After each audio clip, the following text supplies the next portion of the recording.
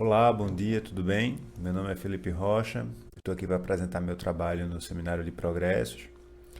O título do meu trabalho se chama Do Solo à Banda, Procedimentos de Reelaboração Musical na obra Você Chegou Sorrindo, do Juarez Moreira. Eu tenho uma orientação do professor Omar Liberato Nunes. Esse trabalho nasce com uma pergunta, né, um problema gerador. Geradora, né? Quais são os procedimentos de reelaboração musical utilizados por Juarez Moreira na transição entre os formatos solo e em grupo? A ideia aqui é a gente entender, através da transcrição de duas versões da mesma música, né? São dois arranjos, um arranjo para violão solo, gravado no disco Solo de 2003, e um arranjo da mesma música em formato de grupo, gravado no disco Sun Blues de 2005. E aí, o que eu busco tentar entender nesse projeto, nesse trabalho, é como é que o Juarez ele toca a mesma música de formas diferentes dependendo do contexto. Por isso essa ideia de reelaboração musical, né? Entre as possibilidades de reelaboração musical existem o arranjo, a orquestração, a redução, a expansão ou ampliação, né? E nesse caso aqui o que eu vou tentar entender é o que é que ele faz de diferente quando ele toca dessas duas formas, né? O objetivo geral, portanto, é analisar os procedimentos de reelaboração musical presentes na obra. Você Chegou Sorrindo, do Juarez. E os objetivos específicos que eu tracei foram a transcrição, né, da versão solo, a transcrição do arranjo em formato de lead sheet, e a contribuição para a difusão e o acesso da obra do Juarez, né? Uma vez que eu também identifiquei uma dificuldade de acessar e de encontrar material escrito para os arranjos dele. Seguindo, bom, a justificativa contribuir com o reconhecimento da obra e trajetória do Juarez, ampliar o acesso à obra, como eu comentei, né? Compreender o processo criativo e de elaboração musical e contribuir com a expansão do repertório do violão brasileiro contemporâneo. Só um background, né, de quem é o Juarez. O Juarez nasceu em 1954, se eu não me engano.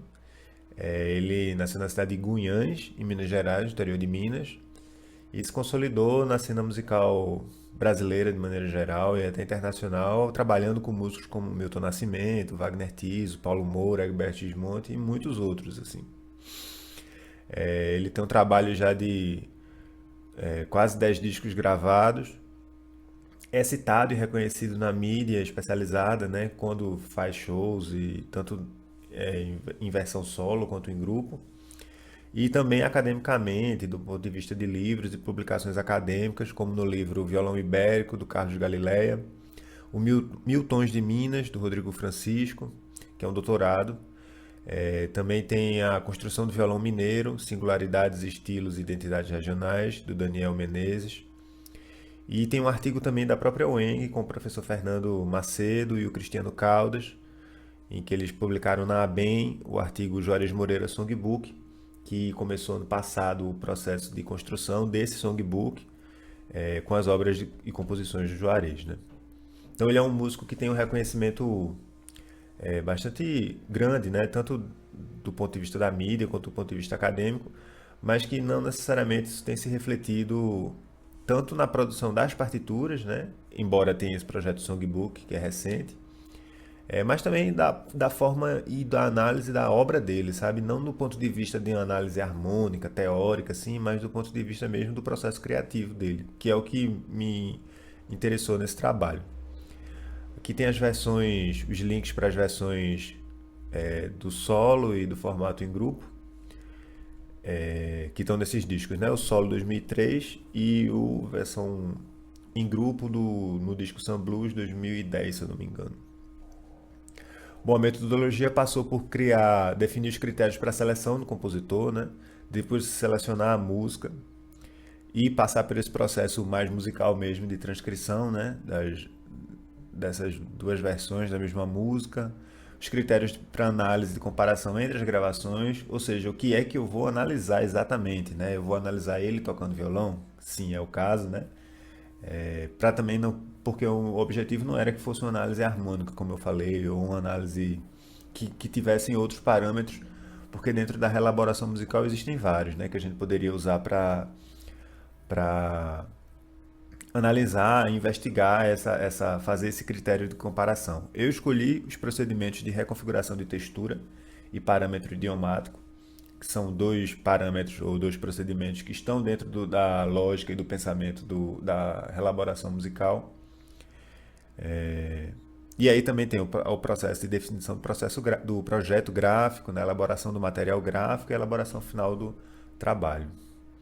Essa ideia de reconfiguração de textura e parâmetro idiomático é o que muitas vezes é utilizado e que eu tenho identificado nesse processo de fazer, né, a transcrição, que é o que ele escolhe reconfigurar enquanto ele está tocando, né? Então, quando ele faz o arranjo para violão solo, ele toca de um jeito, tem uma textura na forma dele tocar, tem parâmetro idiomático no sentido de que o arranjo para violão solo ele tem o idiomatismo do instrumento que ele explora, porque ele é um excelente violonista, conhece, né, o instrumento em si. E quando ele vai para fazer o acompanhamento, ou mesmo para fazer algumas frases e etc., na versão em grupo, ele muda esses parâmetros, o violão se comporta de outra forma. Também tem a adição da guitarra, tem a adição do teclado, sintetizador, né, no acompanhamento. Então isso tudo faz com que ele reconfigure, que ele reorganize a forma de tocar violão para poder fazer essas duas gravações. Aqui está um trecho da transcrição da versão solo, ainda sem as digitações, porque está em processo, e o conjunto de referências que a princípio eu usei para desenvolver o projeto, né? Tanto a parte de introdução, justificativa, metodologia, tá tudo aqui, tá bom? Muito obrigado pela oportunidade e até a próxima.